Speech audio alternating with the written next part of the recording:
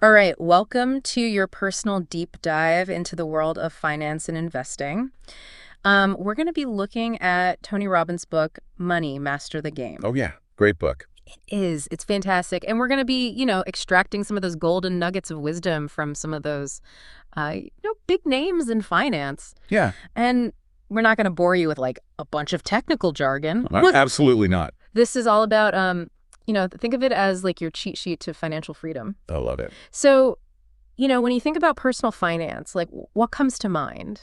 Well, the thing is, I always think about it like it's not just about like crunching numbers. Mm-hmm. It's more about psychology. Yeah. It's like how our brains work. Yeah. And sometimes, our brains can kind of trick us. Totally. Like Robbins talks about this whole idea of compounding returns. Yeah. And economist Burton Malkiel, he says that most people just don't grasp like the real power of that. And he uses this story about two brothers to illustrate this. And I thought it was super interesting. I remember that. Yeah. So one brother, he starts investing like $2,000 every year at 19. Okay. And he stocks at 26. All right. So he's invested, let me see, like $16,000 total. Okay. Then you got the other brother. He waits till he's 27. Okay. Starts investing $2,000 a year. Keeps going all the way till he's 65. Wow. So that's like $78,000 total that he's put in. So way more, right? Way more. And even though like the second brother invested significantly more, the one who started earlier, he ends up with like 600% more in his account. Oh, wow. Really? Yeah, it's crazy. That compounding, man, it's powerful. I know. And it really highlights how, even small, consistent actions can just totally add up. Over time. Over time, exactly. So no matter where you are in your financial journey, starting now is always the best time. Right. Like, don't wait. Yeah, for sure.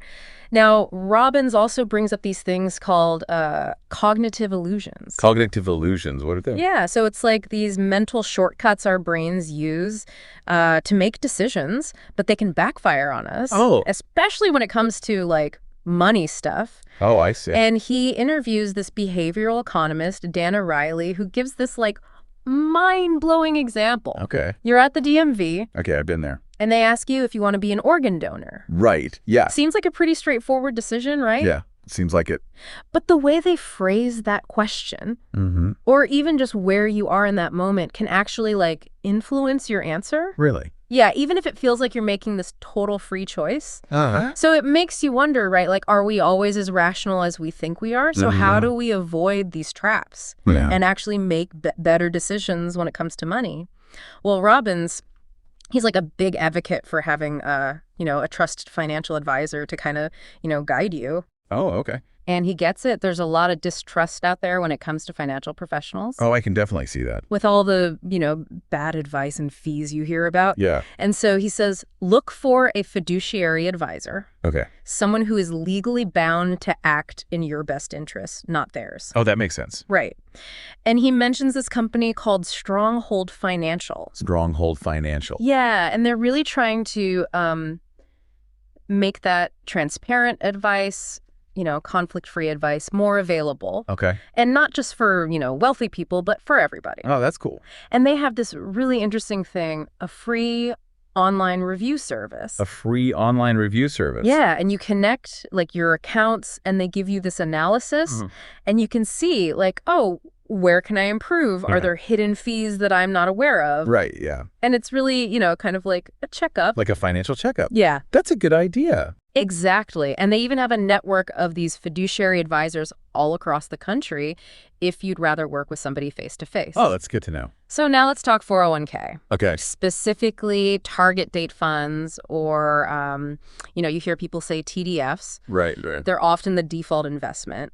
And Robbins dives into some of those potential issues. Okay. With these. He shares insights from this guy, Dr. David Babel, a Wharton professor and former risk management expert at Goldman Sachs. Oh, man. And he's pretty skeptical of TDFs. Really? Why? Well, he says, there's a lot of conflict of interest within the mutual fund industry. Oh, okay. And that a lot of those 401k plans, they're packed with fees that are just eating away at your returns. Yeah, I've heard that. And on top of that, those TDFs are kind of like designed to be this one-size-fits-all. Right. Which might not be the best approach for your particular situation. Yeah, that makes sense. So Robbins really encourages you to take a look at your own 401k investments. Okay. And there's tools out there, like the fee checker from America's Best 401k to really help you see, like, what's the real cost, right, of those investments. Yeah. And knowledge is power, right? Absolutely.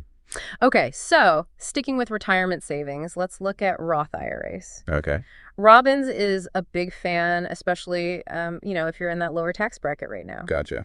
And he uses this analogy of paying tax on the seed versus the harvest. The seed versus the harvest. Yeah. So with a Roth, you pay taxes up front on the money you put in. Okay. But then all that growth and those withdrawals you make in retirement, that's all tax-free. Oh, okay. So it's kind of like, you plant that seed and it grows into this tax-free orchard. I like that. Yeah, right.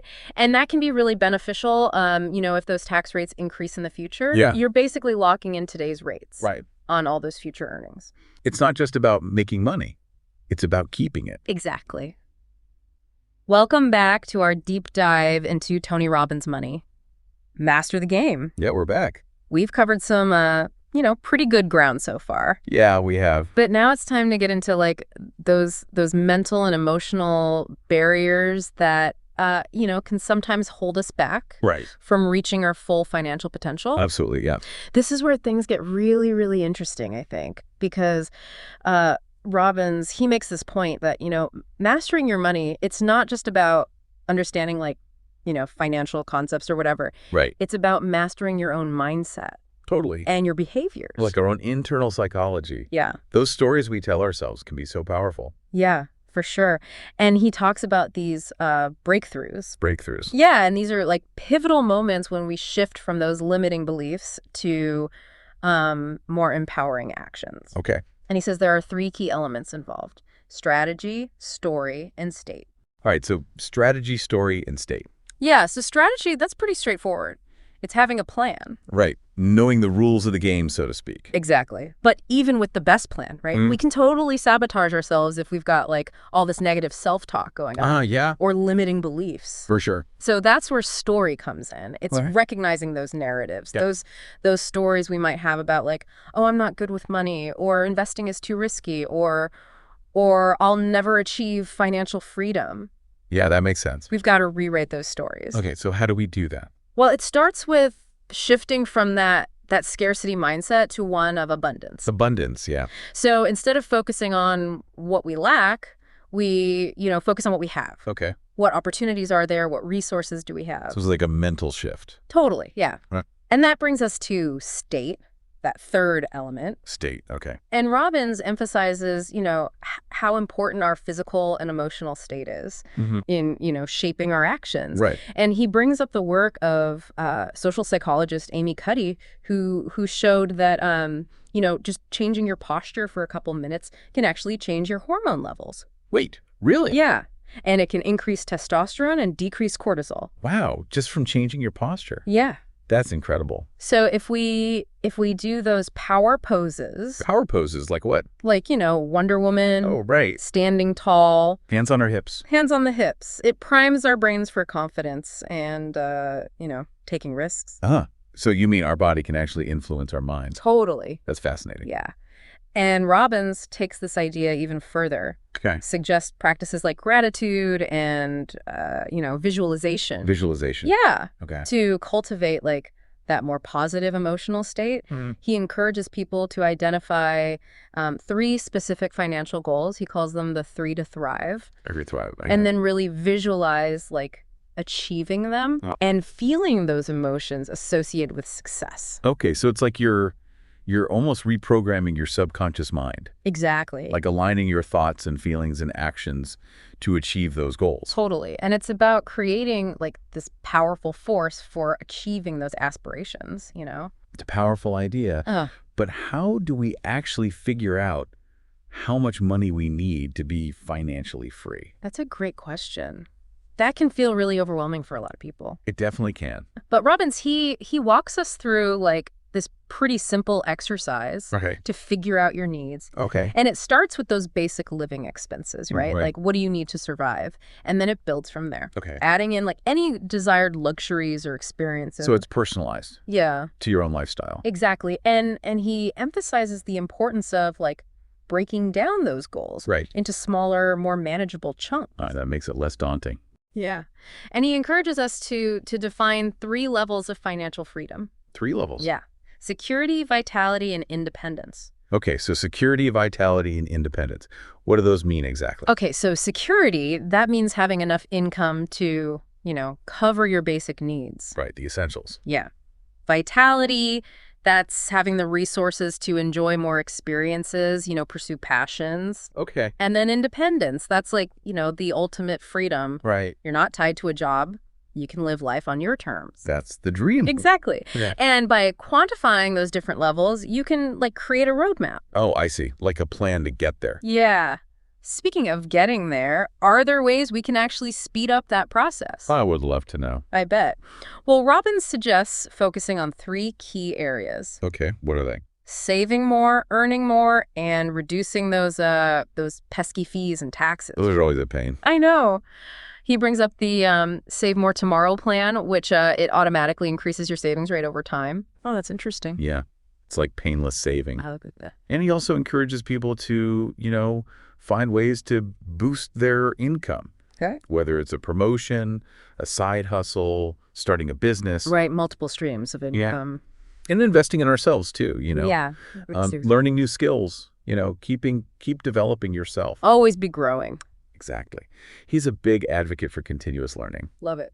Okay, but now let's talk about those sneaky fees and taxes. Yeah. Because it's not just about what you earn. Yeah. Right? It's about what you keep. What you actually get to keep at the end of the day. Exactly. And he's pretty outspoken, about those excessive fees that a lot of mutual funds charge or financial advisors. Okay. So he's really pushing us to look for those, low-cost investments. Right. And transparent advice. Fee-based advice. Yeah.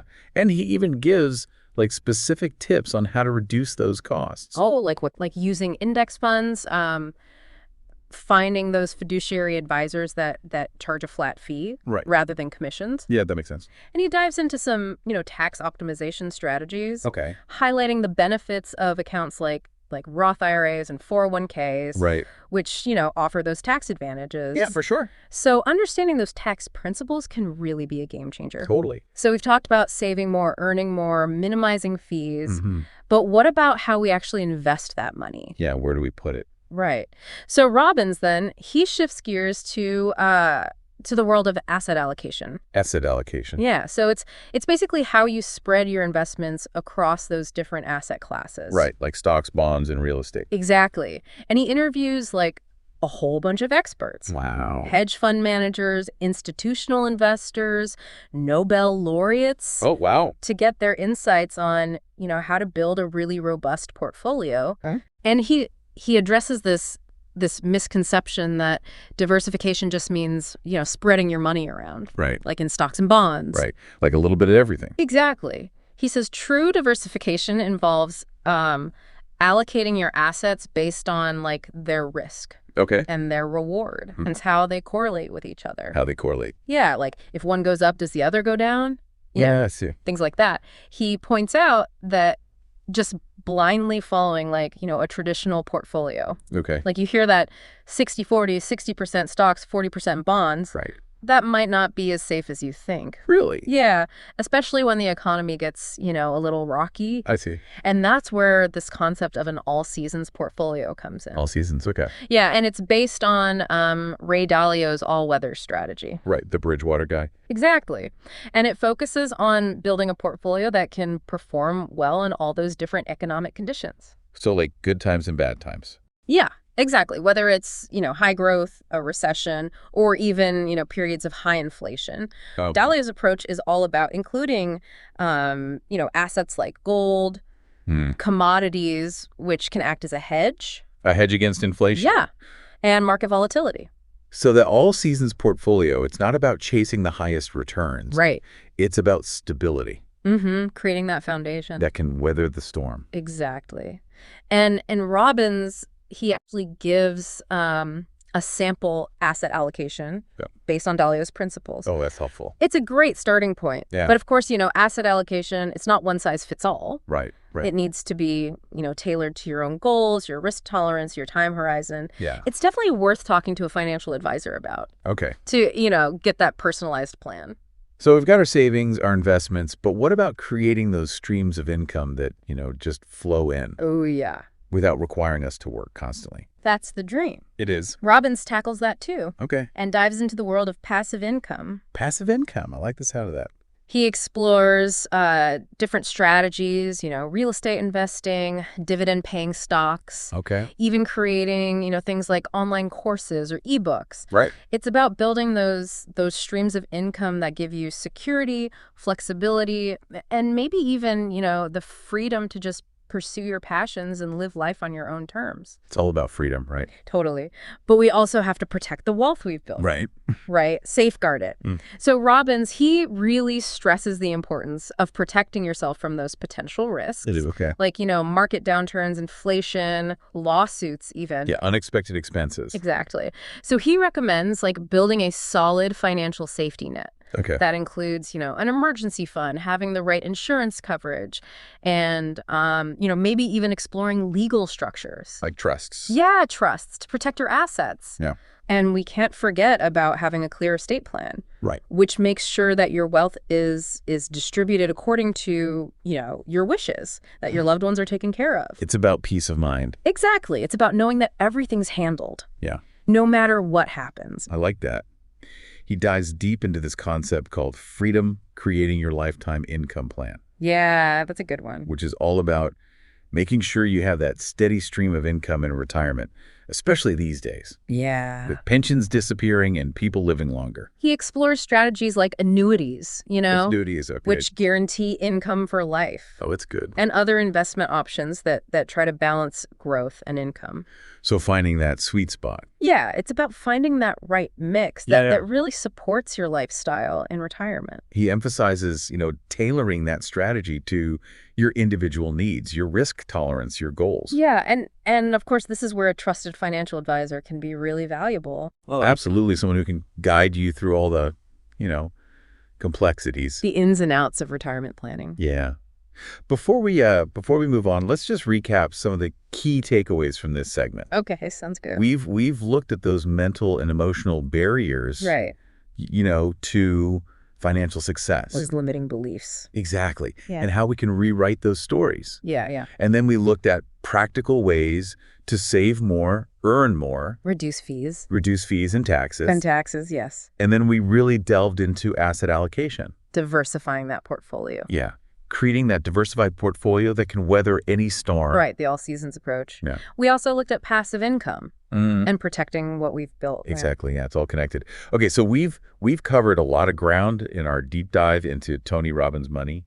Master the game. We really have. From the power of compounding to, all the details of asset allocation, all those practical strategies. But Robbins, he doesn't stop at just building wealth, right? No, he doesn't. He takes it a step further. Yeah. And he emphasizes that importance of aligning, your financial goals with a sense of purpose and giving back. Yeah, he talks about shifting from a mindset of what can I get to what can I give? It's a powerful idea. It is. And he argues that this change in perspective can lead to greater happiness. Yeah, and fulfillment. And maybe even, greater financial abundance. It's counterintuitive, but it kind of makes sense. It does, yeah. And it makes you think about how we're all connected, right? And how our actions, even if they're small, can create a positive change in the world. The ripple effect. Exactly, yeah. And he gives some really great examples of how to make a difference. Oh, yeah. Even if you don't have a ton of resources. Okay. He talks about, the Swipe Out initiative again. Right. Which makes donating to, those causes like fighting hunger, providing clean water, super easy. So simple. And it shows how, those small contributions, when they're, multiplied by millions of people, can really add up. It's pretty amazing. It is. He also encourages people to think about, their own skills, their talents, and how they can use those to contribute to their communities or support, causes that they're passionate about. Yeah, it doesn't have to be some, big, huge thing. Exactly, yeah. Even small, consistent actions, they can make a difference. Create that ripple. Yeah. And let's not forget that, like, the act of giving, it's rewarding in itself, right? It creates a sense of purpose and connection and even gratitude. It does. Like that saying, it's better to give than to receive. I like that. Robbins ends his book with this really hopeful and empowering message. And he reminds us that we all have the potential to, achieve financial freedom and build those lives of meaning and impact. Totally. He encourages us to, embrace the journey. Yeah. Learn from our mistakes, never stop growing. Right. Always be learning. And he leaves us with this final thought. True wealth is not just about, money. Right. It's about designing a life that aligns with your values. Yeah. And allows you to make a meaningful contribution to the world. That's a great takeaway. So what does this all mean for you? What actions will you take to master your own financial game and design a life that you truly love, one filled with, abundance and purpose and impact? I think that's a great question for everyone to consider. We encourage you to keep exploring these ideas, seek out those resources, talk to a financial advisor, and most importantly, take action. Action is key. It is. Yeah. Even if it's just one small step at a time. The journey to financial freedom and a life you love, well, it starts now. Thanks for listening, everyone. Did you get any of that?